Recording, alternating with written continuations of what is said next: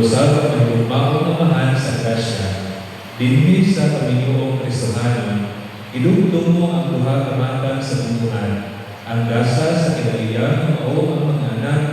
nakapabulahan sa kalibutan, o ang imong gasa sa grasya, nakapabulahan sa imong simbahan, inaagi ni Kristo among Ginoo. Inaagi na niya ang mga anghel o gatanang mga santos sa gadayon ug nagasimba sa imong himaya,